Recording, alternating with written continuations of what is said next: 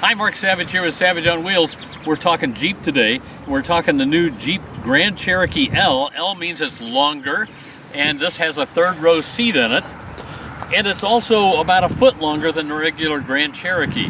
So you got a little more space in there. You got more room for people and for stuff. It's gone upscale on us. We'll talk about pricing here at the end of this. But I think it, again, still looks like the Jeep. Still has that nice Jeepy nose on it, right? 1, 7 slots, 5, yep. 6, 7 of the bars, right? Yep. For me, it's a little more utilitarian looking. And so I think I'd like to see a little more styling in the back end of this. Of course, we got the giant wheels and we got the giant brake calipers. We got an American flag because Jeep has been going big on America here. America down there. All right, there we go. And then here's the tail end of this. Again, this is a 4x4 because this is the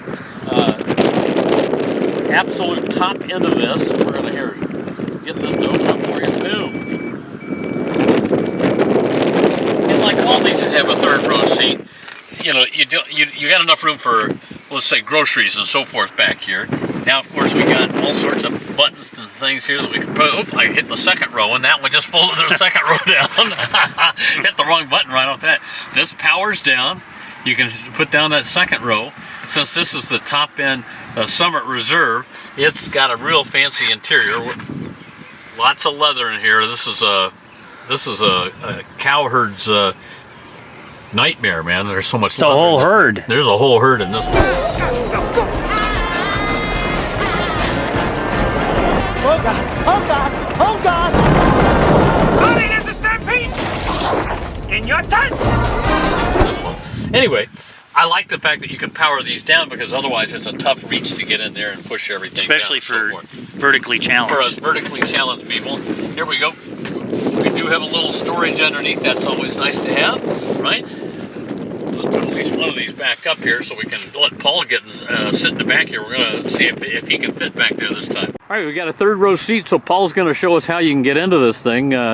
Obviously, we're old and vertically challenged, so I'd like to think we can get in. There it is. Oh, there we go.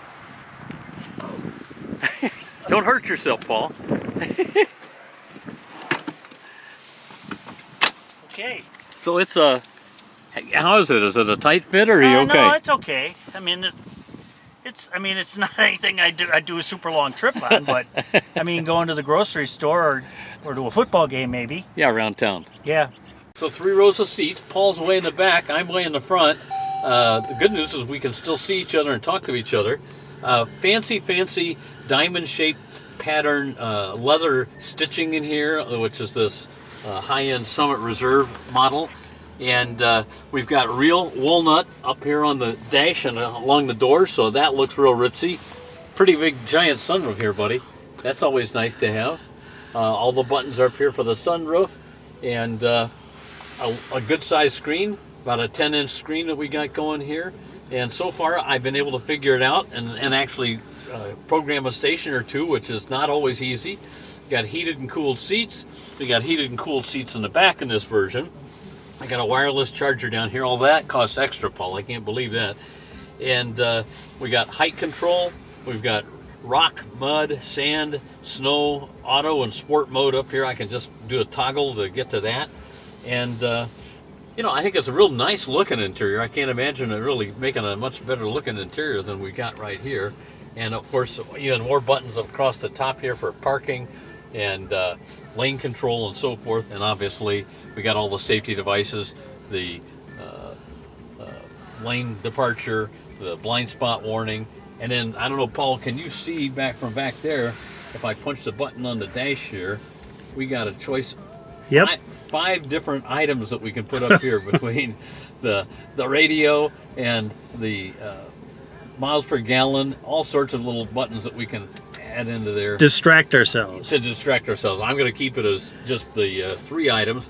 And something we don't have on here, but it also is available, is a screen for the passenger side that they can put up there. And I guess they can watch, TV and movies and so forth while they're just riding along on a long trip. One of the fancy things here in this vehicle too is a Macintosh stereo with 19 speakers. I mean, it looks pretty good. We're going to crank it up a little here.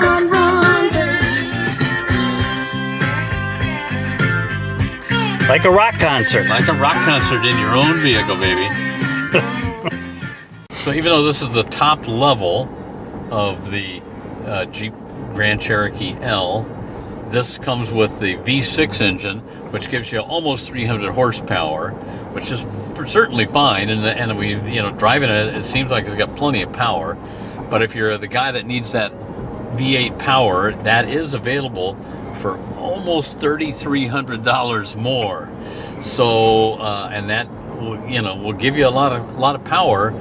It's going to suck a lot more gas too. I'm even with the V6 right now, I'm going almost 17 miles per gallon. With gas prices being what they are, I'm thinking maybe this V6 is just fine.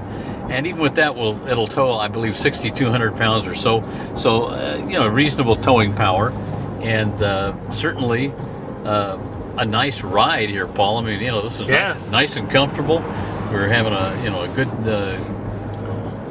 good road presence. It feels solid on the road, which it should. It's a big vehicle. Got big brakes on it. I've noticed the braking here is nice and steady and easy. Feels like you got plenty of braking power. And the handling, while you would never call something like this sporty because it's so big, it handles pretty well, and just I would say a little bit of lean in a turn, but not anything dramatic. Certainly easy to control on the highway. So the Jeep Grand Cherokee L, it starts around $41,000 if you want rear-wheel drive, $43,000 if you want all-wheel drive or four-wheel drive. This one is the top of the line, going for almost $71,000. If you load it all up, this one's a little less than that. So this is definitely luxury SUV territory, and there's a whole lot you can get in between 30 and 45 or 50.